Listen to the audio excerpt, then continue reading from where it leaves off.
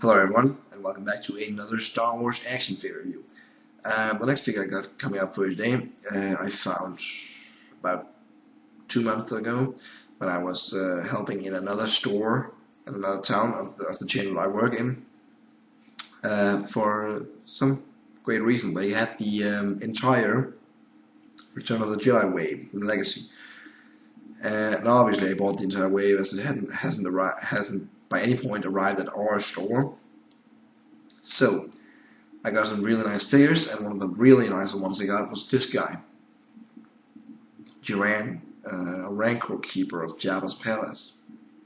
I'm not sure I pronounced the name correctly, but what matters is the figure, of course.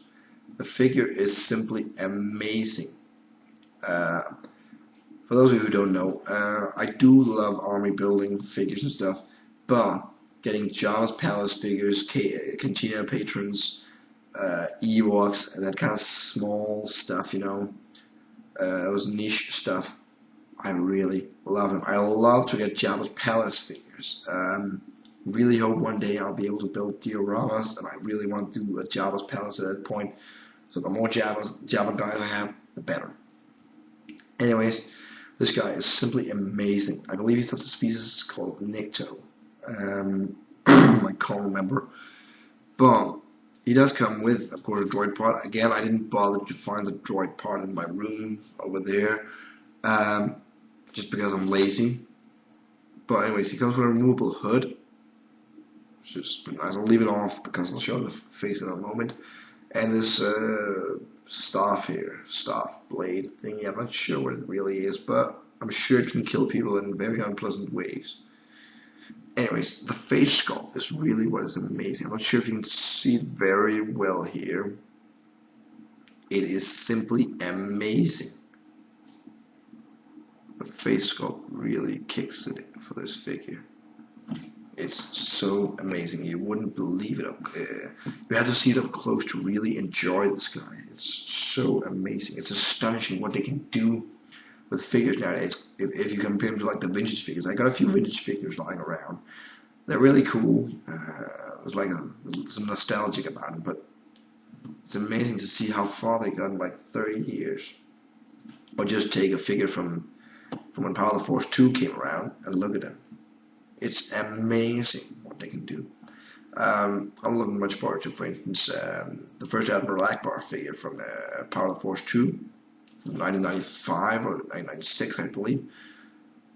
It's the only one we had so far in the new way. I'm not sure whether there's a vintage one, but as I understood the rumors, there's a new one coming around in the Return of the Jedi wave, which is the third wave of the vintage line. I'm not really sure when the third wave will be around, and we haven't seen pictures so far, but as I understood, Admiral Akbar is now. I'm looking forward to comparing the old figure of Akbar to the new one. Comparing a figure that hasn't had any new improvements and stuff for like 14 years, 15 years perhaps, Of course, I can't remember this. I've seen this guy before, but just to see how far they got in that time.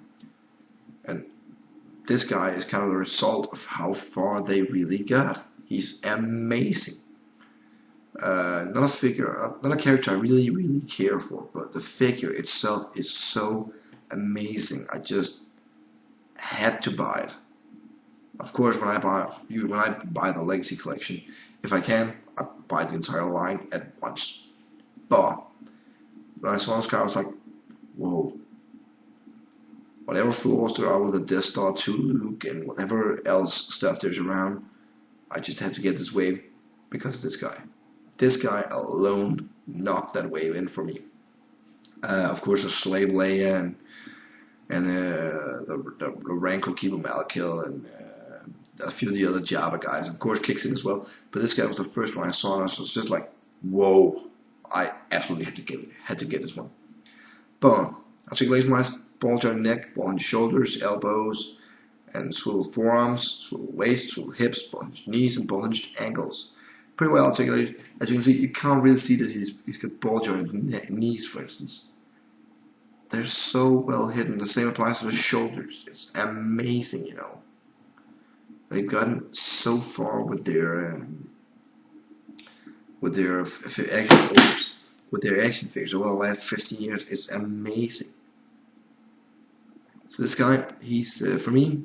I can't think of any way to make any improvements on this guy without, of course, knowing how the character looks in the movie and how the costume did look and stuff. But considering how well made this figure is, I'm gonna give him a 9.5 out of 10. And I don't think we'll see any new figures of him for a very, very long while, if we ever do. But knowing that we had such a perfect figure of this character, well, I'm satisfied. I'm sure I'll live on. I'm not sure about the rest of you, but I will live on with this guy alone.